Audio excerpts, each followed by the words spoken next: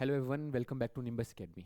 Hopefully आपकी तैयारी बहुत अच्छे से चल रही होगी और जैसे कि आपको पता है, आपकी तैयारी को और बेटर करने के लिए हमने एक इनिशिएटिव चलाया है जिसका नाम रखा है हमने फ्री आंसर राइटिंग वर्कशॉप।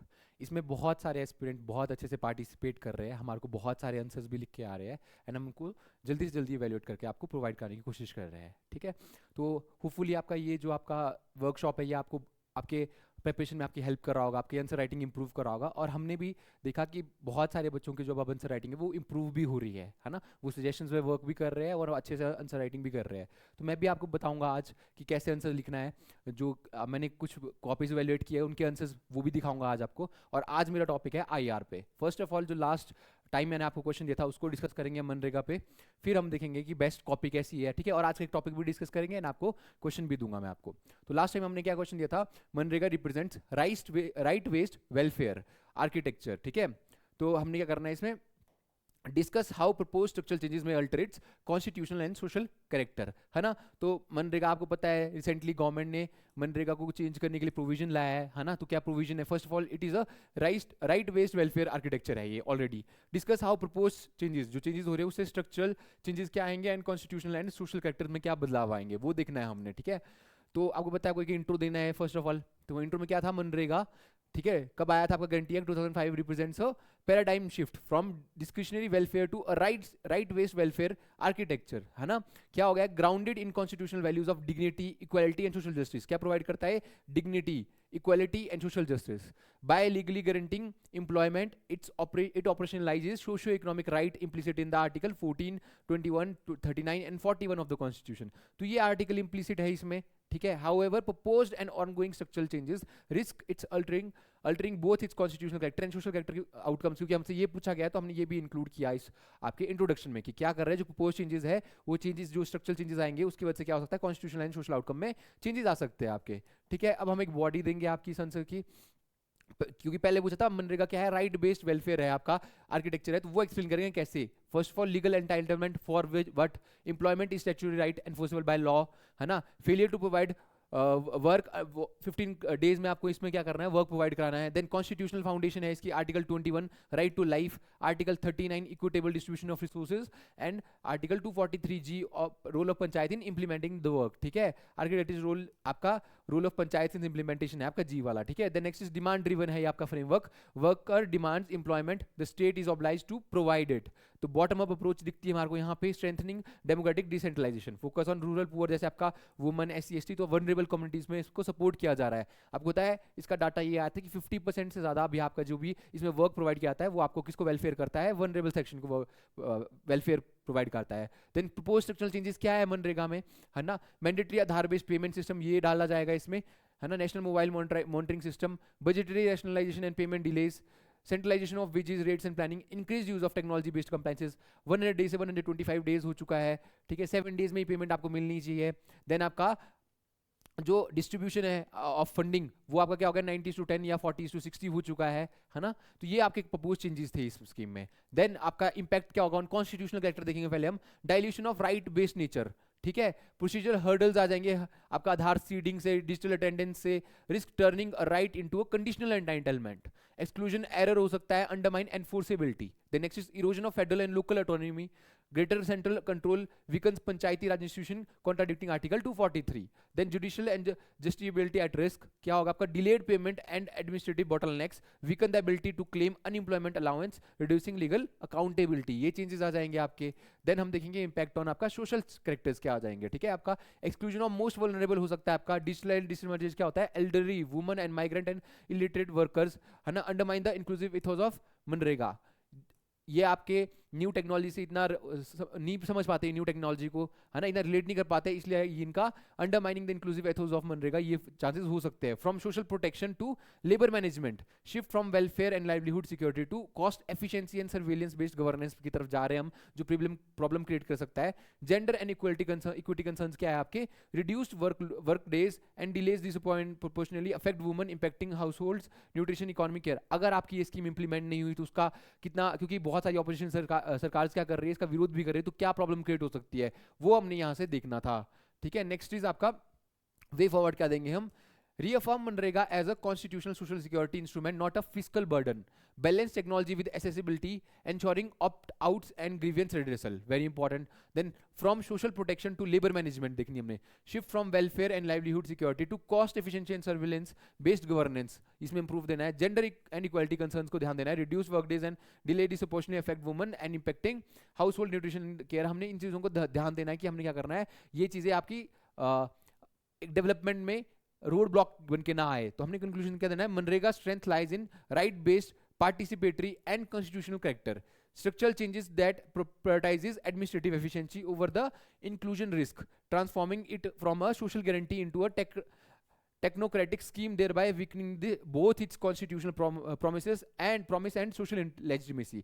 तो हमने इस चीज़ का ध्यान देना है कि आपकी मनरेगा वेलफेयर बेस्ड ओरिएंटेड ही रहे स्कीम, और आपके वनरेबल सेक्शन का वेलफेयर होते रहे, है ना, और आपके जो प्रपोज चेंजेस है उनसे इफेक्ट को कम हुआ, ज़्यादा इफेक्ट ना हो उनके वेलफेयर पे. अब आपका क्या है, आज हम एक टॉपिक देखेंगे. वो टॉपिक है in the context of Indo Pacific economic strategy, examine how FTAs contribute to India's economic and strategic interest. तो हम देख रहे हैं अभी देख रहे हैं रिसेंटली आपके एफटीएज बहुत राइज कर रहे हैं, हम ना एफटीएज बहुत कर रहे हैं दूसरी कंट्रीज के साथ. तो हमने क्वेश्चन भी इसी बेस पे मैं आपको क्वेश्चन भी दूंगा.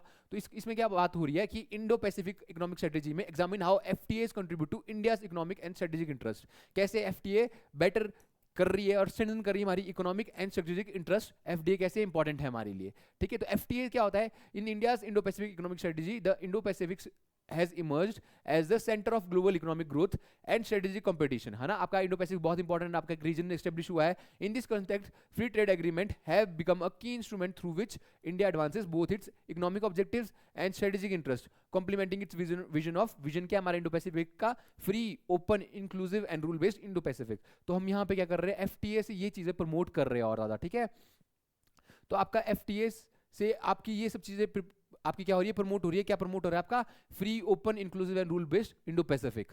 तो कंट्रीब्यूशन ऑफ आपका contribution to Indian economy interest कैसा और एफटीए से क्या कंट्रीब्यूट कर रहा है. First of all market access and trade diversification हो जा रही है. हम एक पे डिपेंडेंट, एक कंट्री पे डिपेंडेंट नहीं रह रहे, हम डाइवर्सिफाई कर पा रहे हैं अपना मार्केट एक्सेस को एंड ट्रेड डाइवर्सिफिकेशन को. Then next is attract investment and technology. जब आपके एफटीए साइन हो रहे हैं तो वेरियस आपके इन्वेस्टमेंट्स आ रहे हैं हमारे इंडिया में एंड टेक्नोलॉजी आ रही है. Integration into global value chain, है ना, हमारे पास डाइवर्सिफिकेशन हो रही है और हम क्या कर रहे हैं, ग्लोबल वैल्यू चेन को एक इंटीग्रेट कर पा रहे हैं. Then service and digital trade expansion हमारा हो रहा है, ठीक है. और इससे आपका इकोनॉमिक इंटरेस्ट में तो बेनिफिट हुआ ही हुआ, स्ट्रेटेजिक इंटरेस्ट में भी बेनिफिट हो रहा है. क्या बेनिफिट हो रहा है, बैलेंसिंग चाइना इकोनॉमिक डोमिनेंस, है ना. हम क्या करें, डाइवर्सिफिकेशन कर पा रहे हैं और चाइना की डोमिनेंस को भी हम कंट्रोल कर पाएंगे. क्यों, क्योंकि हम भी उनके साथ बाकी कंट्रीज के साथ ट्रेड करेंगे. FTA offer India an alternative economic architecture amid China centric supply chain, है ना. दूसरी कंट्रीज के पास भी डाइवर्सिफिकेशन होगा, वो चाइना पर डिपेंड नहीं रहेंगे, इंडिया से भी ट्रेड कर सकते हैं.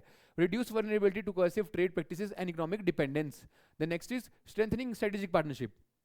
Economic agreement reinforces strategic convergence with Indo-Pacific democracies such as Japan, Australia, ASEAN states.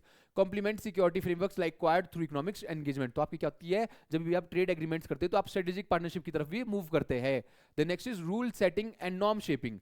FTA enables India to participate in shaping trade norms जैसे आपके labour standard, environmental sustainability, digital governance, ये भी आपके एस्टेब्लिश होते हैं. Next is supporting a free and open Indo Pacific.